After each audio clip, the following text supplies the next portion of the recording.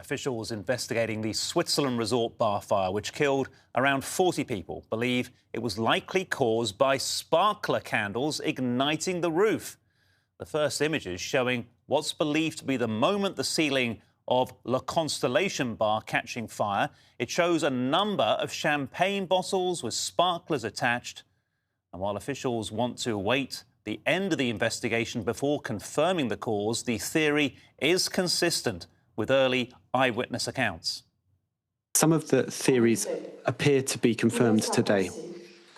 It would appear that the fire started from sparkler candles, otherwise known as flares, which were placed on top of champagne bottles. These flares were taken too close to the ceiling.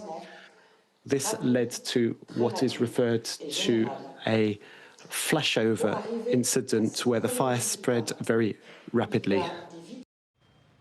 Officials also gave an update on the 119 injured people, many of whom they say are still seriously hurt. 6 people currently in a critical condition.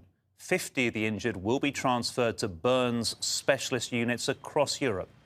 Police say formal identification of the deceased may take some time. Formal identification is ongoing and it is our priority. We want to identify the people who've lost their lives as quickly as possible. Standardized identification protocols take time. I have ordered that each one of these families should receive personal support day and night until the bodies of their loved ones can be formally identified. Investigators say no one bears criminal liability for the blaze yet, but have interviewed the 2 French owners of the bar and will investigate avenues of negligence. All possible pistes are being explored. No possible explanation is being left to one side. And as Europe tries to come to terms with the tragedy, many in the local community have paid their respects, with flowers being laid in tribute. Rob Harris has an update from the scene in Crans, Montana. Here in Crans, Montana, you get a real sense of the grieving, what it means to this community, the tragedies. They try to comprehend the loss of so many lives, and all through the day and now into the night, you see people just wandering the streets, bringing flowers to this makeshift memorial, and it's growing through the night. This is the collection of candles that are still being placed, many with their silent reflections, some desperately in search of loved ones still, and this is the place that they come while they're still searching for the answers, not just the answers to what happened in the bar just down the street there, but also to the fate of their loved ones in the hospitals. The fact we know there are 119 people injured. It seems that many have severe burn injuries. Some are hard still to identify given the impacts of the blaze on New Year's early morning. And speaking to people around here, one friend of the security guard from the bar saying he's been sending messages, trying to find out what's happened to him. There's been no word where he might be, desperately trying to seek answers.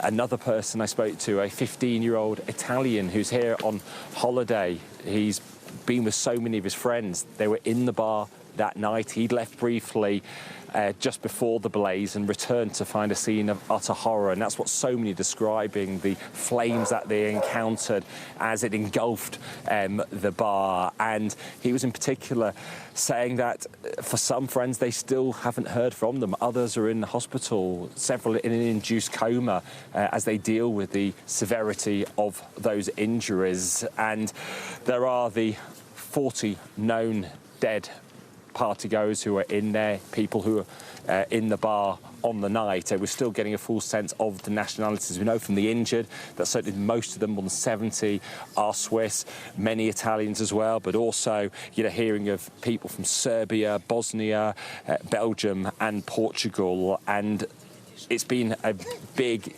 challenge for the hospitals here. They've had to take the victims across the country, also to a specialist unit in Milan as well, with support coming in from France and other parts of the EU, including Poland as well. And many are asking, could this have been avoided? The blaze that erupted at around 1:30 in the morning, it seems, according to the prosecutors, that they are now looking at the sparklers on the champagne bottles that were being raised in this basement bar, and a focus on the ceiling. It seemed there could be foam-like soundproofing that ignited the blaze when the sparklers connected with there.